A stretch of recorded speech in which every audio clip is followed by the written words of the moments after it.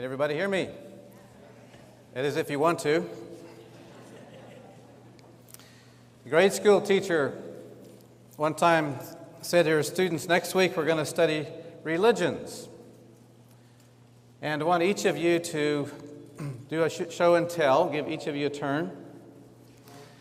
And we want you to just tell us what religion you come from, and then bring some relic, something that would represent your religion as part of your presentation.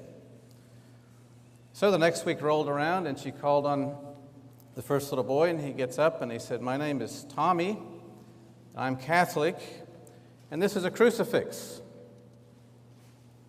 The next little boy is called up, and so my name is Benjamin, I'm Jewish, and this is the Star of David. She called on the third fellow. He got up and he said, "My name is Bobby, I'm a Seventh-day Adventist. This is a casserole."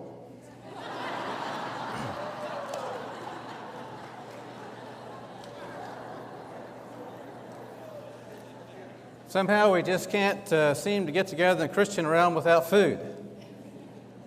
It's just food and fellowship seem to go together, don't they? Do you know, as I speak around the country, some of the toughest audiences are Christian audiences as far as receiving this message of health. And what I've come to conclude is that it's because food is the only vice that Christians have. You know, they don't smoke, they don't go out and gamble and those type of things. You know, you can talk about anything but not our food. That's our only pleasure in life. And if I can't have my coffee and apple pie and ice cream, there's just no point in living. Well, as the one fellow said, if I'd known I was going to live this long, I would have taken better care of myself, right?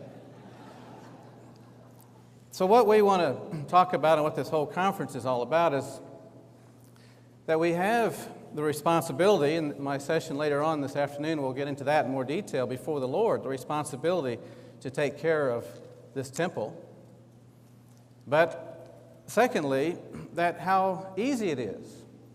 We try to complicate this thing, and it becomes overwhelming to people. And yet it's quite easy. Our health is determined by the fork on our plate, isn't it? And our fork is our best health assurance policy. What is on that fork? That's the question. And what I want to do in the two sessions I have with you is cover just a philosophy, getting away from the lifestyle, the traditional medical model we've all grown up with and still struggle with, even though often in the natural health realm. So many take with them what I call the medical mentality. Still haven't seen the big picture of what it's all about and how freeing it is once we get beyond that model. And then we're also going to look at just some very practical application of a better lifestyle. A long time ago, I quit telling my patients what to do and what not to do. Don't eat chocolate, it's bad for you. Well, that lasted about 3 days. And so what I began to do is say, let me explain to you what chocolate does to you. Now it's your choice, it's your decision. And so that's what I have changed my practice to become a teacher versus a physician. And I'll talk more about that in a second. But first, let's just talk about complementary medicine. You ever heard that term, complementary medicine? How about alternative medicine? I prefer the term complementary medicine. I'd like you to grab a hold of that term and use that. Alternative medicine implies that we want to do away with traditional medicine. And I don't think we do. I mean, if you're lying in the street after a car accident and your guts are hanging out, do you want to go see the acupuncturist? What's the herbologist going to do for you in this state? No, we need traditional medicine, but we need to understand its perspective and what it does and what it doesn't do. But we also need something that I call complementary medicine, something to come alongside and fill the gap that traditional medicine is not doing. We're not trying to do away with traditional medicine. We want to work alongside of it. We want to try to prevent problems so we never, ideally, would even have to consult with traditional medicine. But then if we do find ourselves in some kind of medical crises, that we consult with traditional medicine to deal with the crises. Then once that's over, then we say, all right, what can I do, consulting a complementary medicine person, what can I do to reverse this, undo it, and prevent future problems? Some medical conditions are so far advanced when a person sees the light that the body just cannot overcome. There's just not enough time. But what we can do with complementary medicine is come alongside traditional and make the best of that situation. We're not anti-traditional. We just want to keep it in its proper perspective. And what is that? What is that proper perspective? Well, traditional medicine has nothing to do with health. Zero. When I was in medical school, we didn't have one course on health. Not one. You know, the medical mind is trained to find the disease and treat the disease. Find the disease and treat the disease. What does that have to do with health? Nothing.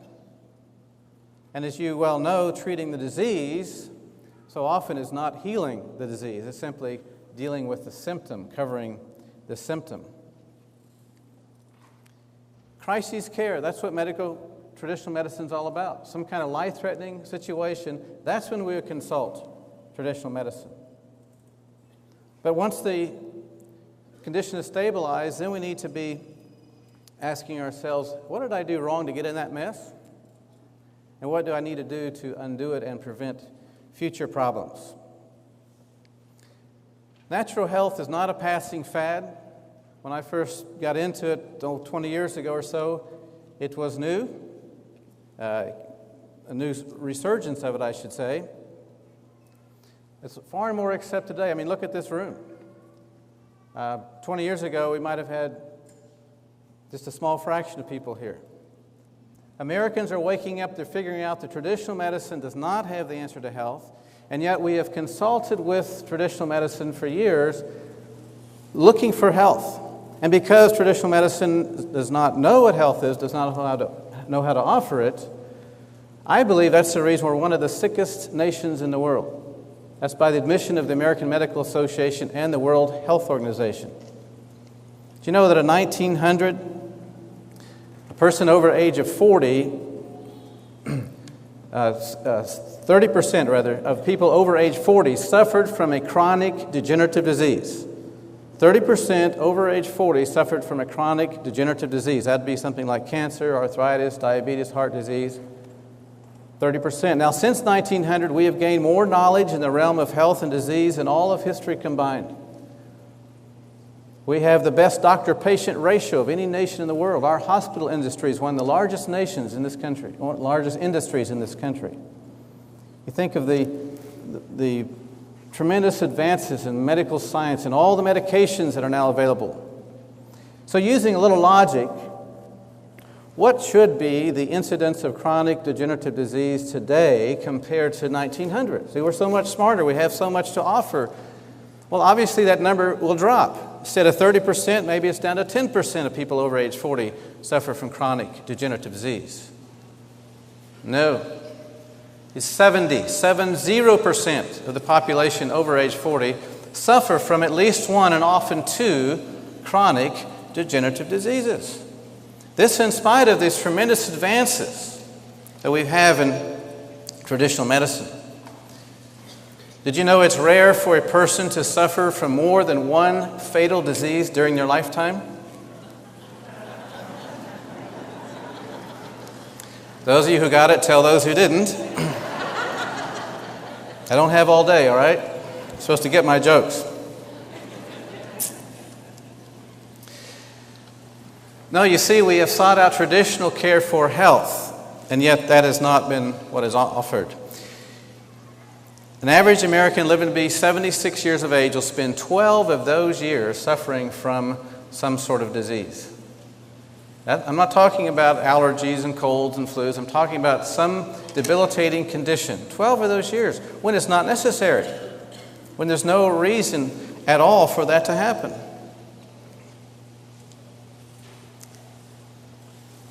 As we look around the world, we see cultures alive and well, have been well documented, who are living to be 100, 110, 120 years of age. That's not the point. The point is they do not know disease. I think of the Helminths in northwest India in the Himalayan mountains. These people live to be 110 or more, do not know disease. They work to virtually the day they die. They just go to sleep one day and that's it. Go to sleep and they move on. And these poor people do not have the wonderful advantages that we do of medical science. You know, they have to stumble by somehow on raw fruits, vegetables, whole grains, nuts and seeds. You know, they don't have that Wonder Bread that builds bodies in 12 wonderful ways. You know, why they call it Wonder Bread, you wonder what's in it.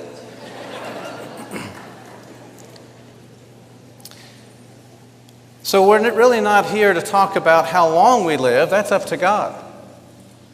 What we're talking about is the quality of life that we have the option of. We have the option of. One time a medical doctor called me and said, listen to your tape, and it sounds like you're saying that we have absolute total control over our health picture. And I said, well, you didn't quite hear me correctly, but I was saying that we have a tremendous influence on our health. There are certain things we don't have control over, like air pollution, radiation, things like that, genetic weaknesses and so forth, that we just can't ultimately do anything about. But we can do a lot to help the body deal with those things and make the best of the situation. And I said to this fellow, I said, you've raised children? He said, yes. I said, why did you bring them up in the nourishment and admonition of the Lord? Was that a guarantee they wouldn't rebel? Adam and Eve had the perfect parent. They rebelled. He said, no, it's not a guarantee they wouldn't, but at least increasing the opportunity, the chances that they would not rebel, increasing the chance that they live for the Lord. I said, there it is. Same with our body. It's not a mystery why we get sick. It's because of the bad decisions that we make with the fork on our plate. And we can have and have the responsibility to turn that around. What are the two causes of disease? Only two. Nutritional deficiencies and toxicity. Nutritional deficiencies and toxicity. Let's think about that a second. Here's a cell, a perfectly healthy cell. In it is the genetic code telling this cell how to reproduce itself when it wears out, when it runs its lifespan, how to reproduce a second cell, next generation, perfectly healthy, 100%. What would keep that from happening? In other words, when it's time for this cell to go on, to die, to run its lifespan, and reproduce itself, what would keep that next generation of cells from being perfect, healthy? Because you see, the program is perfect. A heart cell has a program of another perfect heart cell in it. We somehow have this idea that when we're born, there's a computer program that's initiated. And that computer program is, yes, it's going to cause us to grow to adulthood, but then it begins to wind us down. And so by the time we're 35, 40, we just fully expect that some of the energy is going to be gone. That's just the program. And by the time we're 55, 60, we fully expect, not that we want it, but it's just part of life, isn't it? We fully expect that we're going to have a few glands and organs missing from surgeries. And by the time we're 60, 65, 70, we'll be on some medications, we'll have a chronic degenerative disease. No, nobody wants those things, but that's what we expect because surely that's just the program. And why do we come to accept that as normal? Because we look around and we see everybody else falling apart in that manner. So it obviously is just the way that God designed us. It's not normal. What is it? Common. It's common. We've come to accept common as normal, and that's why I say we need to look at the Helminths in the Himalayan mountains and look at the Georgians in Russia. And these people just don't know what disease is. And here's how it's supposed to work. Here's this cell getting ready to replicate itself. If the adequate nutrition is present at that moment and there's no toxic interference, then that next generation of cells will be perfectly healthy. Let's say that 40 years ago you went down to the car lot and you bought a brand new car. And every time a part wears out, you go to the factory and you buy a brand new replacement part. Here it is 40 years later, you've replaced literally every part in that car, some parts several times. What kind of car do you have today? Brand new, just 40 years old. As opposed to going to the junkyard to replace a part, buying a used replacement. Yes, this replacement part is better than the one that you're replacing, but it's still used. What kind of car do you have today? It's showing its age. And so as scientists look at the cells, they say there is no reason for a cell to age and ultimately succumb to disease. There's a famous chicken heart experiment where this scientist took the heart out of a chicken in a laboratory, he put it in saline solution and feed it nutrition, remove the waste products. And he watched this thing for 35 years. It never showed one sign of aging. 35 years, think about the lifespan of a chicken. And this researcher died and his lab assistant took over and continued to watch the same thing. No change in this heart. And he finally got bored with this and let the chicken heart die. All they did is feed it the proper nutrition, take away the waste products.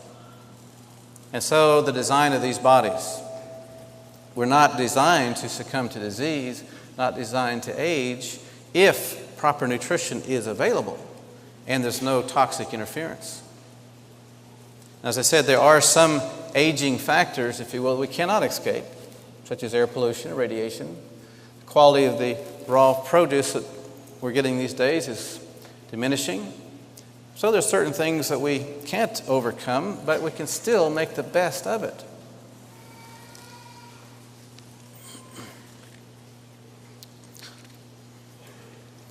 One of my biggest beefs with traditional medicine is their view of health. They see the body as either healthy or diseased.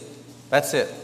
So in other words, if you go to the doctor and you have various symptoms, and he runs all the tests, and he sits down with you and says, look, everything's fine. Nothing wrong with you. But doc, I have all these symptoms. Well, the tests say there's nothing wrong with you, but you know you are 50 years old. You know what the number one prescribed medication in this country is? What group I should say? It's antidepressants.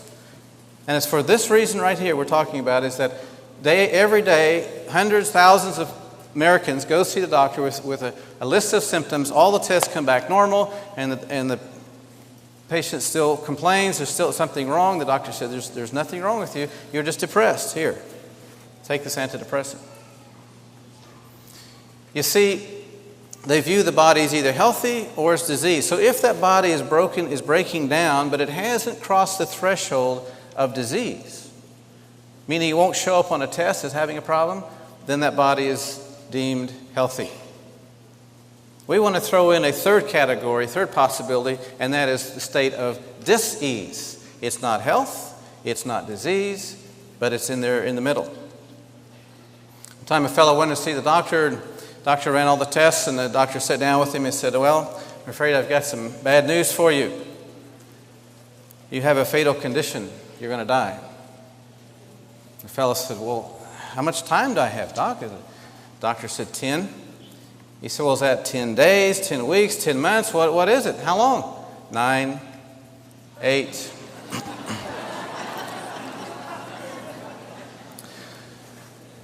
One time a patient told me she went in to see a doctor with a list of symptoms, and he ran all these tests, and he sat down with her and said, everything's normal, there's nothing wrong with you.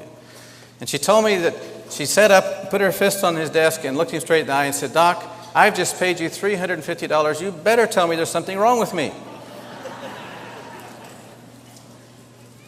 Here's another one. A patient told me she'd been for her annual physical. I said, what'd you learn? She said, well, he said everything looked great except my blood pressure was on the rise. Well, what advice did he offer you? Well, he said it was not high enough to prescribe any medication, but to come back and see him when it was high enough to recommend medication. You see, she hadn't crossed the threshold of disease, so there was nothing to prescribe. And that's the problem with this country, is we look to traditional medicine for health care, and they know nothing about health. And we need to change that. We need to look at taking on responsibility for ourselves. Here's a little scenario that happens every day in this country. Cardiologist walks into the ICU, sits down with the patient, says, Mr. Jones, yesterday you had a massive heart attack. You should have died, but thanks to modern medicine, crisis care were able to save your life. Now, I need to tell you something, Mr. Jones, as your doctor, as your teacher, that this heart problem did not happen by chance. It wasn't just your fate in life. No, you worked for the right to have this heart disease. You earned it. You know, I like to say, I tell my patients, health is a gift. Disease is something that we earn. Health is a gift. Disease is something that we earn. And you'll see that as the day goes on. And so, Mr. Jones, you're the one that created this disease, whether it be out of ignorance or you just didn't care. I don't know which, but I know that that heart is just a muscle. It can mend. And if we stop the negatives that created this problem and we begin to feed your body what it needs to operate properly and mend, that heart can come back and we can prevent future problems. Secondly, you're on some medications. Now, the medications are keeping you alive right now, but they have their side effects. And I'd like to get you off of those. And so as you take responsibility for your health, and I'm here to coach you, and encourage you, and educate you, as the body returns to health, we're going to be able to get off of those medications. Now, that happens every day, doesn't it? No, not at all. You know, this whole concept of incurable diseases, from a medical viewpoint, I can appreciate that. You've got this condition, you're going to be in these medications the rest of your life. But you see, traditional medicine sends the patient home to keep doing the same wrong thing that created the problem. Of course, it's incurable.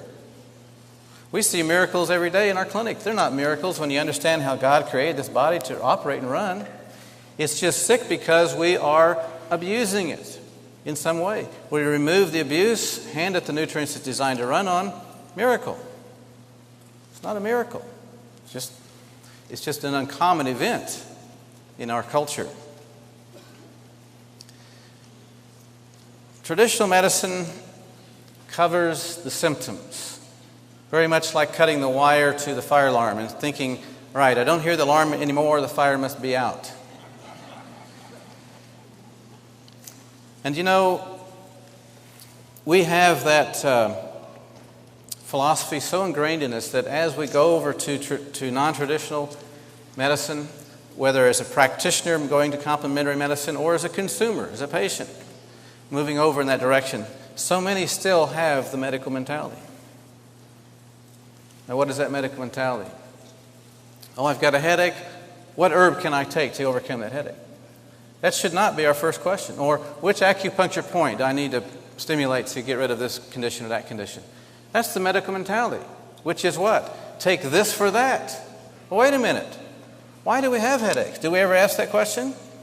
Do we have headaches because of herbal deficiencies? No such thing. Do we have headaches because of aspirin deficiencies? No such thing, right? We don't have sinus problems because of an acupuncture needle deficiency.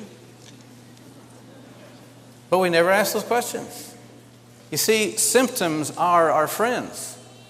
Symptoms are our friends. What do symptoms do for us? They alert us, hey, idiot, you're doing something wrong. I'm not designed to have a symptom unless you violate me. I'm giving you a signal. And so the symptoms should not drive us to seek out what remedy, what therapy, what drug, what herb. That shouldn't be our first question. The symptoms should drive us to think, what did I do wrong to this body that's caused it to react this way? I find it interesting, the average American never asks that question when they have a symptom. The one exception is when people go out and drink too much the night before and they wake up with a hangover. They usually put that together. But of course, the lesson is soon lost. Next Friday night, they're back out there doing it again. But virtually every other symptom, it's, Doc, what can I take? So we need to change that way of thinking. Now, I'm not opposed to various natural therapies, not at all. I'm just saying if we're looking at those as the treatment, as the cure, we've missed it. We've missed it. Because we'll take that and maybe get some relief, but not have changed the lifestyle that caused the wrong problem, only to develop a worse problem down the road. Oh, we didn't do drugs, we didn't do surgery. That's great.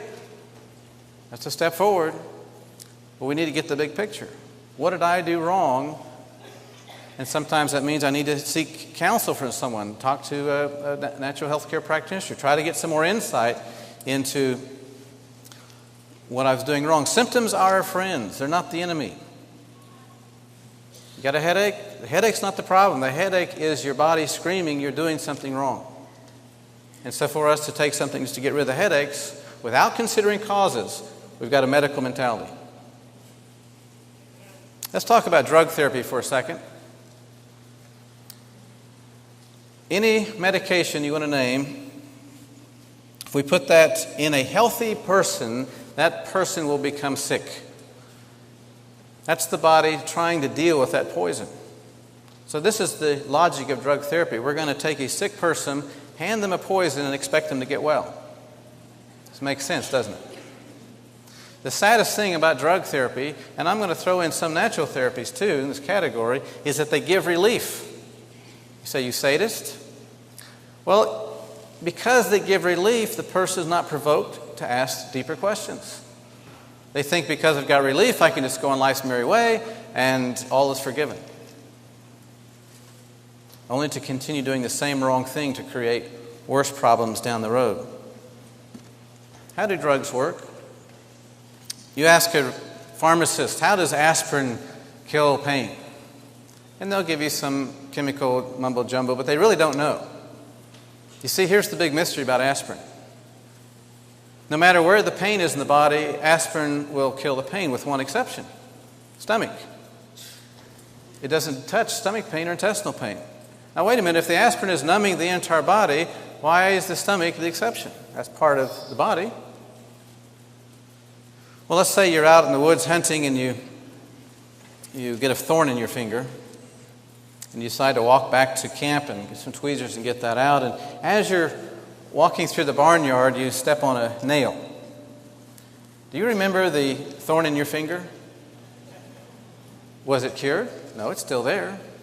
It's just that there was a more life-threatening situation happening in the foot. And so the body simply shifted attention from the finger to the foot. Now you're climbing through the barbed wire fence and shoot your toe off with a shotgun.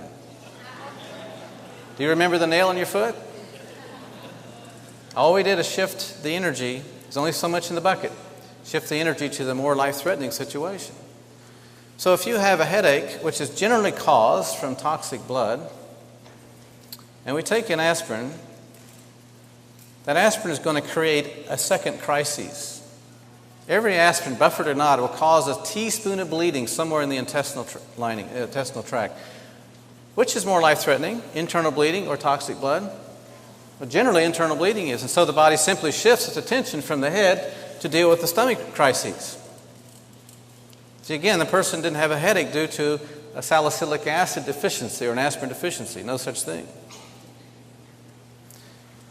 But if you take 2 aspirin, the headache does not go away. What do we know? That internal bleeding was not more life-threatening than the toxic blood, so now we're going to take 6 aspirin. See, that'll fix it. But do you understand why aspirin does not take care of stomach pain? See, where's the body already focused when you have stomach pain?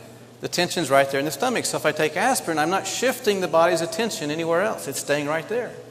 So if you have stomach pain, you want to take Tylenol because that plays havoc with the liver. And basically, with some exceptions, that's how all drugs work. They simply create a crisis that is greater than the problem for which we complain. Did that solve anything? I was at a medical conference a few years ago, and our speaker was an anesthesiologist, and his opening comments were this: of all the drugs that we use to keep people asleep during surgery, not one of them do we know how they work. That was very comforting. I wanted to raise my hand and say, I have an idea. Maybe it's energy economics. Could it be that that drug is so toxic to the body says, I cannot both keep you awake and keep you alive. I'm going to knock you out to free up the energy that's keeping you conscious to take that energy and detoxify this drug. That's how they work. You know, read on the label, do not operate machinery or drive while taking this medication. That's what's happening. There's a story about a fellow who'd take his medication and just make him kind of flip out. He'd get on his bicycle and he'd go riding and sort of wake up, and he was 2 miles from his house or 2 blocks. And one day this happened again. He woke up after a bicycle ride and he realized that he had ridden across downtown in rush hour traffic. Didn't even realize he had done it. Picks up the phone and calls his wife. She came to pick him up, and they're driving home. And he says, you know, I could have been killed. I had no clue what I was doing. And she said, I've been thinking about that, and so what have you decided to do? He said, I've got the solution. Quit riding my bicycle. Didn't see the big picture, right? Yes, there's a time for medications, life-threatening situations, but we need to understand what they are, what they're doing for us, and not solving the problem. And I'd like to, again, say the same thing about a lot of the natural therapies. What actually heals the body? The body heals, that's all. The body is what does the healing. A doctor can't heal a body. One of my mentors told me years ago, don't ever take credit for healing anybody. If you do, you must also take credit for when they don't get well. Now, the body does its own healing. I'll never forget the day that I made the decision, the light finally went on, that I've been taking the responsibility of my patient's health. You know, that's what doctors do. You come see me, you're hurting, I'm going to fix it. But I can't fix it. I can't make your body heal itself. All I can do is educate. That's all I can do. And so I became a teacher. As I explained earlier, it's not, don't eat that, it's let me explain to you what happens when you do eat it. And sometimes I'll walk in a restaurant in the city I live in and see a patient, go up to greet them, and as they see me, they'll pick their plate up and put it underneath the table. And I said, you know, that doesn't hurt my feelings. See, I did my job. You got the message. Now you need to work on your part. That's complying with the message. But think about therapies. You know, the body heals itself. What part do therapies play? Whether it be colonic irrigations, foot reflexology, acupuncture, herbal therapies, homeopathy, all those things, what role do they play? And if you're looking to those to be the cure, you have the medical mentality. We've got to change that. What role do they play? Well, first of all, what's going to allow healing? Two things. We've got to stop the negatives as best we understand them and can observe them. We've got to stop the negatives. And number two, we have to hand the body the basics. And I'm talking about nutrition. And this afternoon I'll get into that, the live food and why that's so important. We have to hand the body the food it was designed to run on. Now we may want to consider some therapy. What role does therapy play?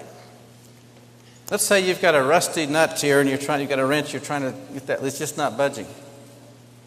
Then you get some penetrating oil and spray on there and then take that wrench and boy, it comes right off there. Did the penetrating oil remove the nut? No, that was still your main strength and brute force. All the penetrating oil did was make that job more efficient. It promoted the process, or you might call it a catalyst. And so with therapies, they just simply promote a process of helping the body move towards health. And we need to be very careful as we think about engaging in various therapies that we have, number one, asked the question, what have I been doing wrong that caused this problem? Number two, have I introduced a lifestyle that's conducive to health and healing? And then number three, is this therapy appropriate for me as best I can understand it? In other words, you don't build a whole house with just a hammer. So at different times in your road back to health, there might be different therapies that would be appropriate. But to think of this therapy as the one that's going to fix everything, And again, there's the medical mindset. Where do food supplements come in? Whole food concentrates, where do they fit in? They're not the answer to health either. One time a fellow came up to me after a lecture and he said, all right, I understand this whole thing about whole foods and raw foods and live enzymes. I've got it. But can't I just take a handful of vitamin supplements and keep eating the way I'm eating? You can actually... Thanks. Can I just do that? And I said, well, it's kind of like this. Let's say you wanted to heat your house in the wintertime, but you left all the windows and the doors open. You could do it. It's just a very inefficient process and extremely costly, and ultimately you won't win. You're going to wear out that heater. So what are we going to look at first? What are we eating? And this afternoon I'm going to give you some guidelines and not just eat this, don't eat that. We're going to go into the science behind why live foods, and we're going to keep it simple. We're not going to make this complicated, but why the live foods are so needed if we're going to return to health. And then we might say, is there a need to supplement with some whole food supplements? Yeah, there usually is. And just a few quick principles on that in our closing time here. Number one, the quality of the fruits and vegetables we're getting this day are less and less. Every year, Rutgers University and United States Department of Agriculture do random samplings of fruits and vegetables across the nation. And every year, the nutrient levels are dropping. And some will use that excuse, well, the quality is so poor, I just won't eat them and I'll just take vitamins. So wait a minute. That is our only source of live enzymes. Number one, these raw fruits and vegetables, even though the quality is not what it used to be. But number two, if you're not going to eat those live foods, what are you going to eat? You're going to fill up with something. It's going to be dead things. Secondly, talking about the need for food supplementation, is that most people, because of past sins, eating too many processed foods and cooked foods and dead foods, have burned out the enzymes in their system, their ability to break down now the new diet, the raw fruits and vegetables. Cannot access all the value out of that food. So we're going to need to take some enzymes to start paying back some of the debt, but we also are going to need to supplement so we can pay back the debt. You see, just eating better doesn't automatically return us to health. I have to assimilate more nutrition than today's needs. See, that's what leads me to health. The body's first priority with the nutrition I assimilate today has nothing to do with healing. The body's first priority with that nutrition has to do with survival for today and hopefully not borrow and go further in debt. So I need to assimilate above today's needs if I'm going to pay back debts. And it's pretty difficult to do that because I said of past sins, we have assimilation problems, plus there's just a limit to what we can assimilate, just the way God put us together. So we're going to need to supplement. But not looking at the supplements as the answer, that's my point. That's on top of a change of lifestyle. And when we do supplement, we want to use whole food concentrates, not processed, not fractionated vitamins, as most commonly found in health food stores. Health is a gift. Disease is something that we earn. It's our choice. There's only ultimately two reasons why we're sick. And I wish there was another one because I don't like either one of these. Both of these put the responsibility of health on me. There's an unspoken contract between doctors and patients in this country. And it's like this: Doc, you make me feel better without telling me it's my responsibility, and I'll pay you money. But if you tell me I'm at fault and I've got to change doing what I like to do, I'm going somewhere else. What are the two reasons we're sick? The first one is ignorance. We are just ignorant of how to take care of our bodies. You know, we look around, all of society is doing it a certain way, and we assume that's just how it's supposed to be. That's what we grew up with. Ignorance. Number 2 is indifference. Indifference or laziness. Now that I know that coffee is harmful to me, it's still up to me to say I'm not going to drink it. You know, ignorance is one of those things, a way that God put together this universe. There's laws that this universe runs on, and whether we are aware of those laws or not, we still pay the price if we violate them. It's like the fellow who jumped off the 20-story building thinking he could fly. You know, when he created a gooey mess at the bottom of the building there, he did not break the law of gravity. He illustrated it. And then, as I said, there's taking responsibility, both to educate ourselves, whether that be by reading, by attending conferences like this, or seeking out alternative or complementary healthcare practitioners, and then the responsibility of making that lifestyle change. It's ultimately on our individual shoulders. And we don't like that. I wish there was another out for me and you, but there's not, I'm afraid. We individually have to take that responsibility. Well, let me close with a story about this couple that was driving down the interstate, and the highway patrolman came up behind him, and he rolled about beside them, and he dropped back behind and turned his lights on.